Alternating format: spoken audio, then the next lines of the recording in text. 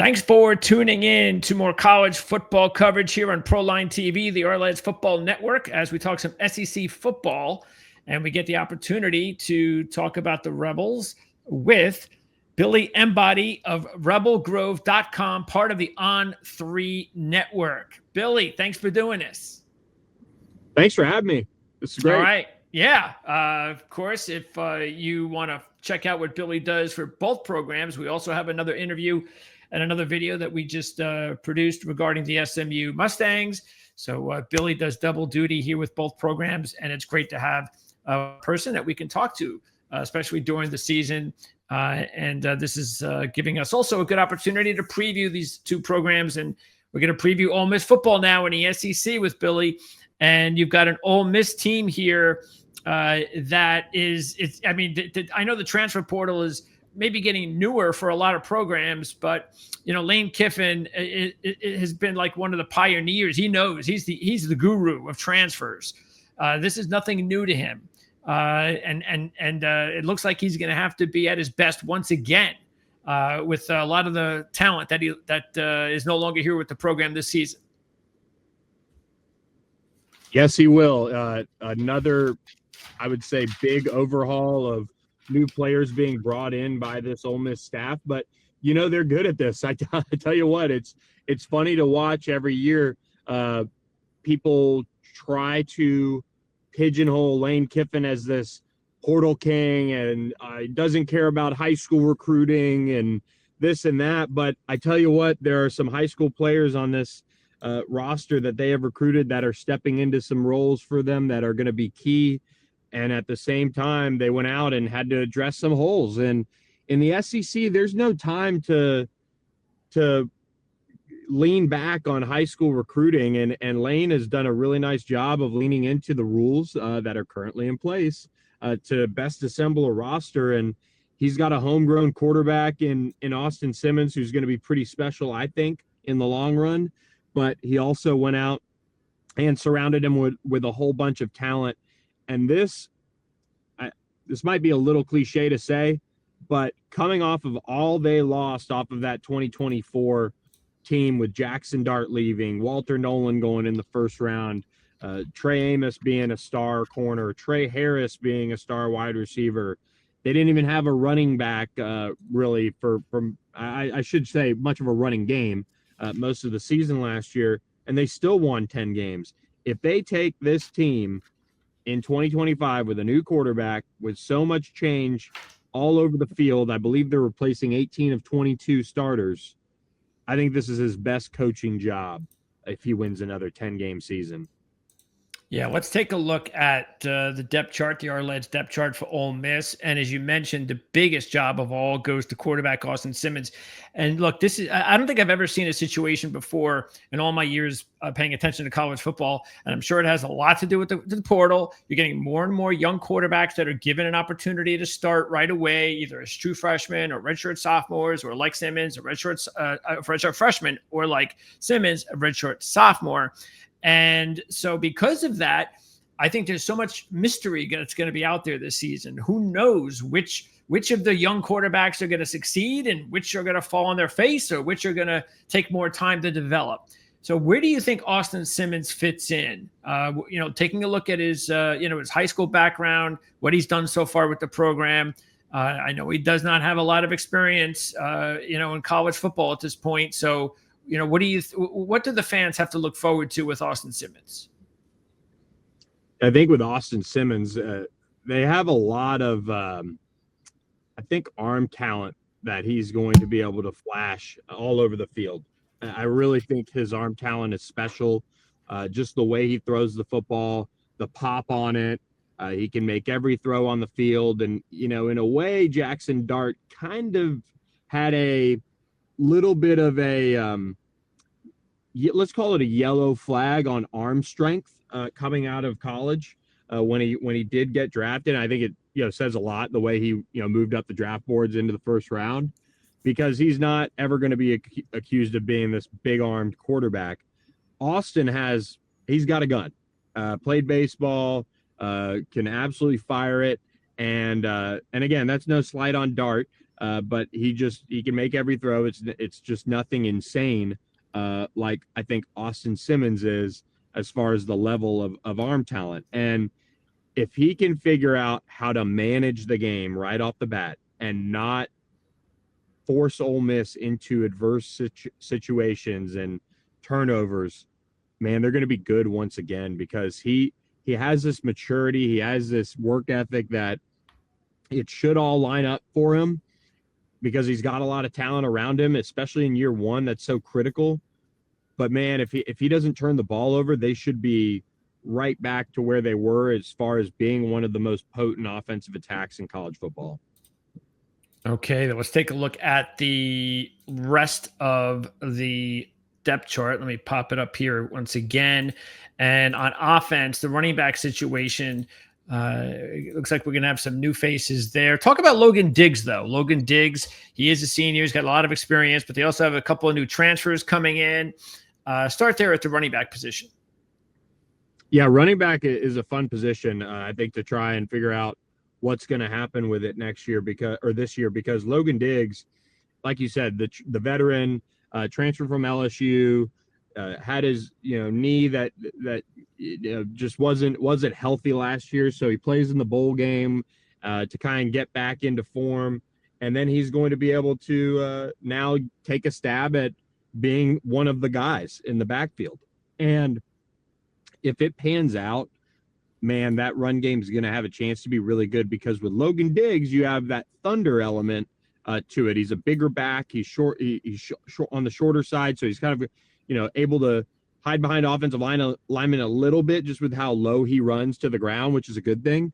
And he's got some power too. So I'm not ready to sit there and say he's going to be a big-time playmaker at running back. I think Kewan Lacey, with his speed, has a chance to be that guy with the explosiveness. But if Logan Diggs is steady and gives them 700 yards, and they can get another 700 out of Kewan Lacey, they're going to be in business. So Lacey doesn't have the production yet or the experience as Damian Taylor. So tell me about Damian Taylor. I know he got 1,000 yards at the SBC conference, of course, the group of 5 level, but that's still impressive. Yeah, exactly. And he's somebody that is looking to put an exclamation point on what's been a good run for him the last couple of years, coming over from Troy. Again, kind of a bigger back, but has that experience, has that ability to give them, I think, everything they need in a 3-down back. Just whereas if if they're being successful, if they're moving the football, they don't have to sub him out because he's, their lightning back or their thunder. He gives you a little bit of both. So that's the intrigue there. The question is, when he steps up to the next level behind an offensive line that is battling a couple injuries in fall camp already, how does that look this fall? And that goes for all the running backs. But I think when you have the speed of like a Kewan Lacey, you might be able to make up for it a little bit. But Ole Miss's offensive line is a question going into the season, especially if they're banged up. But Damian Taylor, his veteran presence, he's a really mature kid, young man. I think he's going to do nothing but at least help that running back room. Okay, receiver, the transfers, the guys that are coming in, Stribling from Oklahoma State, Wallace from Penn State, they've got a tough job after the talent that has left this program from last year. And then Caden Lee seems like he's the top holdover. But, you look at just the depth chart at receiver now, and you've got 5 transfers and 4 freshmen, with Lee and a couple other players as the main holdovers. Yeah, exactly. And this is I think a really good job by the staff here. And I don't know how they did it, but they did it. Dazon Stribling is a big time playmaker. I love what he brings to the table. He's a big bodied receiver. I think he's going to step in and be successful right away. Harrison Wallace could be a really good example of how you scout players and say, oh, this guy is not in an offense that showcases his skill set coming over from Penn State. What about if we put him in a big wide open spread offense with Lane Kiffin and calling plays and doing all of that? That's the goal with Harrison Wallace, is to see him take that step from Penn State to Ole Miss and see him be one of the most explosive players on the roster. Caden Lee is excellent. I mean, he's so much fun to watch. He's a great young man as well, just really well spoken. I think he's going to top the 1,000-yard mark. It seems like him and Austin Simmons have a really good relationship going. Those three should be the strength of the passing attack. And then if they get a Caleb Odom, a Traylon Ray, a Deuce Alexander to step up, that's gravy. All those guys have intriguing skill sets, and if they get the most out of them, again, they will have a chance to rotate, which Lane Kiffin hasn't rotated receivers as much as maybe he probably should have in the past, but that is a too deep of receivers that looks like they can play in the SEC, and if 4 of the 6 pan out, they're going to be in good shape. 4 of the 7 true freshmen that we have listed on the depth chart right now are at receiver. So does one of those true freshmen stick out above the others? Yeah, there's Caleb Cunningham, who is the former, top-ranked receiver in Mississippi, blue chip guy, flipped from Alabama, and then you have a couple others who are going to redshirt probably, but then you have Winston Watkins, who has really impressed with his route running. I still think it might be a little bit tougher to see him on the field that much because of Caden Lee, but Winston Watkins is explosive. They look like they've really hit on that one too. Okay, but right now it sounds like you're a little bit more. You think Cunningham might get some more reps than Watkins potentially as a freshman? I think Winston has the easier path to seeing a time on the field just because it's just Caden Lee in front of him. Yeah.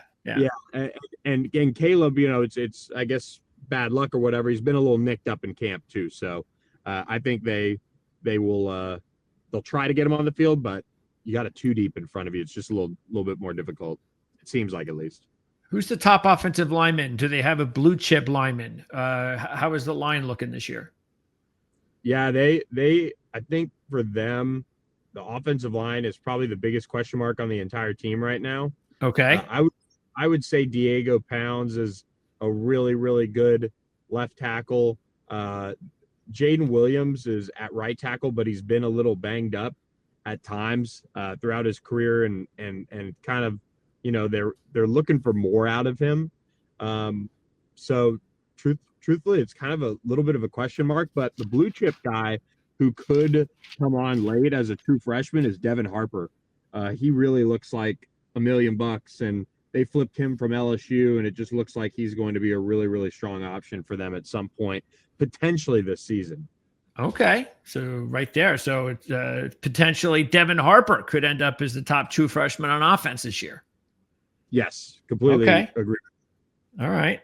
Defensively, so we'll start on the line because, I mean, actually, you could probably look at the defensive line and the defensive backfield because there were so many losses. It's like everybody was gone. But the star power of the defensive line is going to be tough to replace.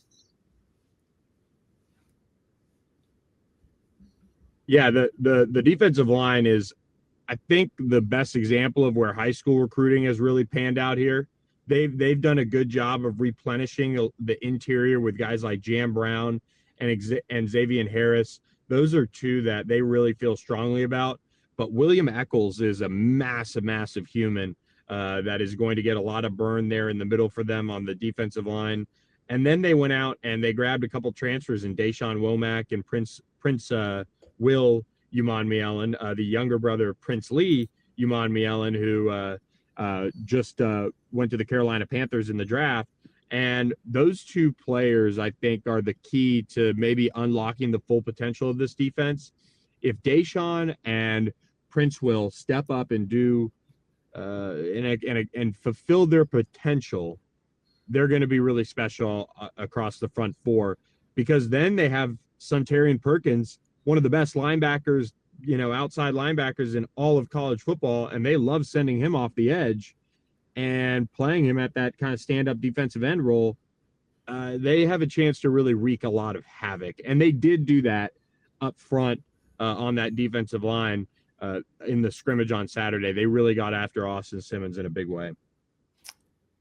In that secondary, Billy, just taking a look at the depth chart, all 5 players we have listed are transfers. Yeah, that's exactly. That is a group that is still being worked on. I think Ricky Fletcher, who's a big time sleeper at corner, and I would say probably Antonio Kite, Auburn transfer. Those are my two bets, I would say, to start at corner right now. Both have a lot of athleticism and size to them. And if they can find one of those two, or maybe even both, to play really good football for them, that allows Pete Golding, the defensive coordinator, to really change how he calls a game. He can call some, tag, a man-to-man coverage on one of the corners. He can allow different blitz packages to be deployed. He can do all those things because he trusts his corners. And right now, I get the sense that he's pretty high on them. And then the safety positions, I think the nickel position with Kapina Gushkin coming over from Washington State is going to be a lot of fun to watch him emerge and be, I think, one of the sleeper players in the SEC to maybe get like an honorable mention type of nod after the season, just because he's got so much versatility and smarts.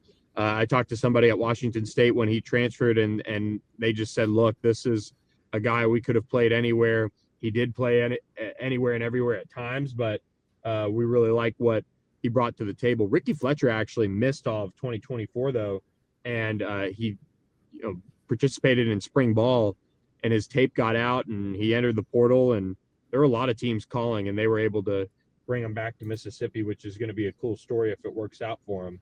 When you see the two safety spots, I would say Ole Miss is going to take the first game or two to figure out what those two spots look like. Okay. From Sage Ryan, Jalen Braxton, I think those are two good bets to be starting at those spots right now. But then you also have Nick Cole, you have Wyatt Williams there, which is a good one as well. I still think they're going to be working through that position because it's also seen some guys banged up as well. So lots of things they're still working on. But, I mean, Pete Golding's one of the best defensive coordinators in all of college football.